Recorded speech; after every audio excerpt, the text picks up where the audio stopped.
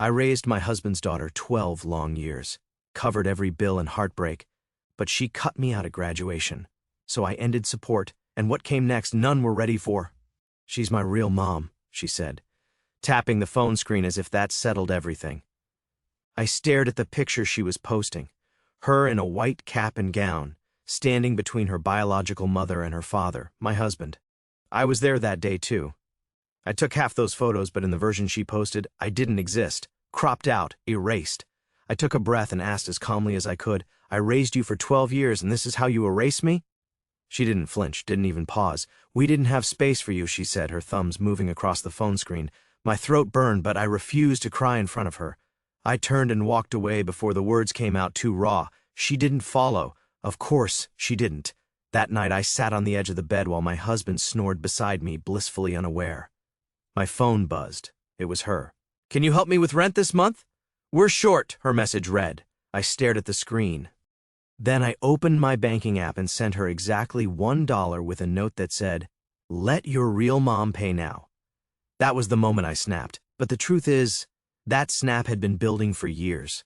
This is not just a story about one photo. It's about what happens when love is taken for granted, when sacrifices are invisible, and when the people you raise decide you were never family to begin with. I never planned to be anyone's mother, and definitely not a stepmother. But life doesn't exactly ask for your permission, does it? I met Eric when I was 28. He was kind, grounded, and unlike the string of overgrown boys I dated before, he actually followed through on his promises. He was a single dad with full custody of a 6-year-old daughter named Lacey.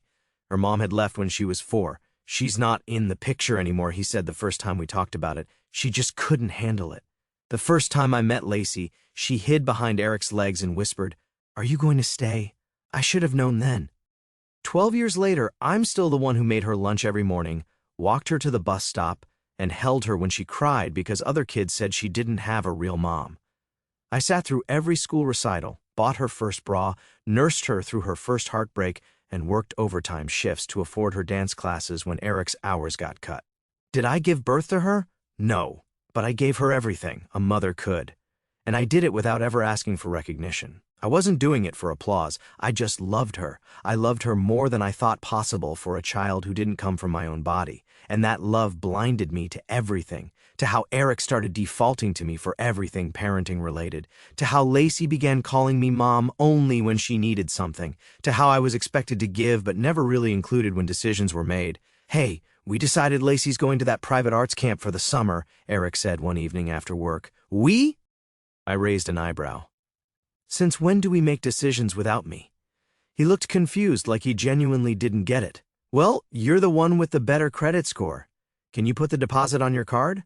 I'll pay you back." Spoiler, he didn't. The camp cost me $3,200. I skipped a vacation for that. We ate pasta for 3 months, but Lacey was happy, and that's all I wanted. Then there was the therapy bill, the prom dress shopping, the SAT prep, her first car, and every single time I asked, "Are we sure we can afford this?" the answer was the same. "You know we wouldn't ask if it wasn't important." I became the invisible parent, the one who paid, managed, worried, but never counted. The truth started to crack through the surface a year before graduation. I remember the first time it really hit me, how little I actually mattered in that house. It was Lacey's 17th birthday. I planned the party, baked the cake myself, strung lights in the backyard, and paid for the food and decorations, everything. Her friends came. Her bio mom even showed up for 15 awkward minutes, smiling like she'd never missed a single year of her daughter's life. I was taking photos when Lacey stood next to her and said, "Let's get one together, just me and my mom." I froze. Eric looked at me and muttered, "She didn't mean it like that, but she did." Oh, she meant it. That photo made it to Instagram, captioned, "Me and my real mama. Couldn't have made it without you. No mention of me, not even a tag." I stared at that photo for days, wondering why it hurt so much. I mean, I'm the adult, right? I should be above this, but I wasn't. I had sacrificed too much to be this invisible. Then graduation came. I was the one who ironed her gown the night before, the one who bought the silver heels she begged for. I sat 3 rows behind her mom, who hadn't shown up to a single parent-teacher conference in 12 years. I clapped the loudest when she walked across the stage, but in the photo she posted the next day, I wasn't in a single one. I stood next to her for pictures. I smiled. I cheered. But when she uploaded the album, she cropped me out. Literally. I saw my shoulder in one. That's all I was, a shoulder. I asked her later that night, why am I not in any of the pictures? She didn't even look up from her phone. We didn't have space for you, no space. After 12 years of raising her, no space. That's when I started to see everything differently, like someone had cleaned the glass I'd been peering through all this time. I looked back at the way Eric deferred to her, how he never stood up for me. When I brought up the photo thing, he shrugged and said, "Teenagers are moody. Don't take it so personally." Personal? Watching the girl I raised erase me from her milestones felt pretty personal. The final straw, she had the audacity to DM me 2 days later and ask for help. "Hey, do you think you could spot me for rent this month?" Dad said he's tight and I don't want to bug Mom. Promise I'll pay you back. Same girl who cropped me out. Same girl who said there was no space for me. I didn't reply right away. I sat with it. I stared at my bank app. Then I sent her exactly $1, and I added a note, "Let your real mom pay now." And then I blocked her. Blocked Eric. Blocked her mom. Blocked every last one of them. Blocking them should have felt like peace. Instead, it felt like lighting a fuse and watching it sizzle slowly toward a stick of dynamite. Eric showed up 3 days later. No warning. Just him standing outside my office building in his wrinkled polo and that look he always wore when he wanted to fix things without actually fixing anything. "We need to talk," he said. "No," I said, walking past him. "We don't." He followed me. "You didn't have to be so cruel." I stopped and turned. Cruel? She erased me from her life, Eric. From her graduation, from everything. And now I'm cruel? She's just a kid. She's 19. He threw up his hands. "What do you want from us?" I laughed, short and sharp. Want? I wanted respect. I wanted someone to notice the 12 years I gave. But since that's not happening, I want silence. Go. But of course, they didn't leave me in peace. First came the texts, then the voicemails. "Lacey, you didn't have to be petty. I just needed help. Eric, please don't turn this into something bigger than it is." And then her mother called me. "Hi, this is Heather, Lacey's mom," as if I didn't know the voice of the woman who ghosted her own child and returned only for photo ops. "She's been crying. I don't know what you said to her, but she's a wreck." "Good," I said. There was a long pause. "I'm just trying to understand what you're hoping to achieve here." "I'm hoping you'll step up," I said coldly. "She says you're her real mom, right? So, pay her rent, buy her food, handle her tantrums. I'm off duty." She exhaled like I was the unreasonable one. "You know, you always had this thing about needing to be the hero." That stung more than I expected because maybe I did, but it didn't mean I wasn't needed. I hung up. That night, I received a new message from Lacey, but it wasn't a request.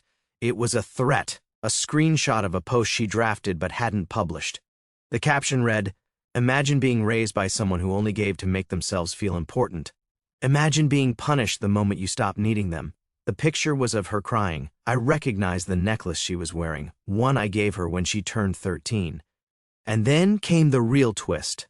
Attached to the message was a GoFundMe link. She'd created a fundraiser called Escaping Toxic Step-Parent Trauma. It already had $2,300 in donations and dozens of comments. She was emotionally abusive. She held money over her head. She never let her be herself. I sat on the floor and stared at it, my entire body cold. She was rewriting our history, turning me into a villain publicly, and people were buying it. I didn't sleep that night. I didn't eat. I just sat there scrolling through the comments, the reposts, and then I noticed something, a name. One of the top donors was Eric. I felt my heart cave in, $500. His note read, "We support you always, sweetheart. No one can dim your light." That was it. That was the moment the fuse reached the dynamite. The next day I walked into the bank, closed our joint savings account, and transferred my share, the share I built, into a new account under my name. I canceled the credit card Eric always used for emergencies. I called the lawyer and started the process of dissolving the marriage. I was done. But before I left that life entirely, I had one last thing to say. I screenshotted the GoFundMe, circled Eric's donation, and typed a caption, "12 years I was her parent when no one else was. I gave my time, my money, my love, and now I get this, a GoFundMe calling me abusive." Fine, let's rewrite the story. Just make sure to include this part. I sent it directly to Lacey. No words, just the screenshot. Then I logged into my bank app, memo line, "This chapter is closed," and I blocked her again. But the unexpected twist, she didn't stop. A week later, I got a certified letter in the mail. It was from her lawyer. Lacey was filing for reimbursement for emotional damages incurred due to parental overreach. She was suing me. I stood in the kitchen, clutching the letter, laughing like a lunatic. 12 years of daycare pickups, late-night fevers, missed promotions, financial strain, love, and now she wanted to bill me for it. That was when I realized this wasn't just betrayal, this was war, and I was finally ready to fight back. I didn't cry when I got the letter, I didn't scream, I laughed. Lacey was suing me, for emotional damages, for parental overreach. 12 years of being the default parent, while her biological mom disappeared into wine nights and yoga retreats, and now I was the threat. No, not today. I took the letter, marched straight to my lawyer's office, dropped it on his desk and said, "Let the truth be known. I want full clarity." He blinked. "You want to settle? I want to expose." And that's exactly what we did. We built the case piece by piece, 12 years of receipts, bank transfers with memos, ballet shoes, SAT prep, field trip lunches, emails from the school listing me as the primary guardian, medical bills under my insurance, photos, videos, birthday cards signed mom and the cherry on top, an old voicemail from Lacey when she was 16, crying after a fight with her bio mom. "I hate her. You're my real mom. I love you. I saved it." I don't know why. Maybe deep down I knew one day I'd need to remind myself that it was real, that I was real. Now it would remind the court, too. The lawsuit never made it to trial because 2 weeks before the hearing, her own lawyer dropped the case. Apparently, once he saw the file my attorney sent over, the evidence, the bank statements, the voicemail, he told her flat out, "This will ruin you, not her." She tried to pivot, tried to spin the narrative. She posted another Instagram story. "Some people need to feel important, but we rise anyway. #healing, #truth. I watched from a burner account, and then I did something I never thought I would. I posted a story of my own, a picture of a check for $48,753, the amount I had spent on her across 12 years. Caption, "You wanted receipts? Here, this is what love looks like when it's not returned. Now pay your own rent." It went viral, not because I wanted it to, but because people, real people, saw themselves in it. The step-parents who raised children never acknowledged, the women erased from milestones, the givers who were always called too much until they stopped giving. Eric called that night. I almost didn't answer, but curiosity got the better of me. "You didn't have to humiliate her," he said. I took a deep breath.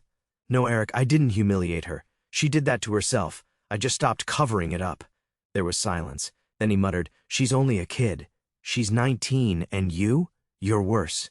You were supposed to protect me too. I didn't know it would go this far. You never do. That's your problem." I hung up. He messaged the next day saying he wanted to talk in person. I never replied. 2 weeks later, a mutual friend told me he'd moved in with Lacey's mom, Heather. Of course. They deserve each other. Two people who only show up when there's something in it for them. But the best part, Lacey's GoFundMe crashed.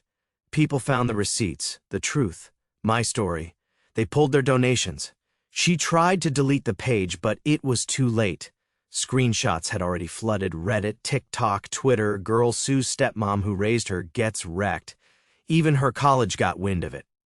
Someone tipped them off about the accusations in the lawsuit and her attempt to profit from them online.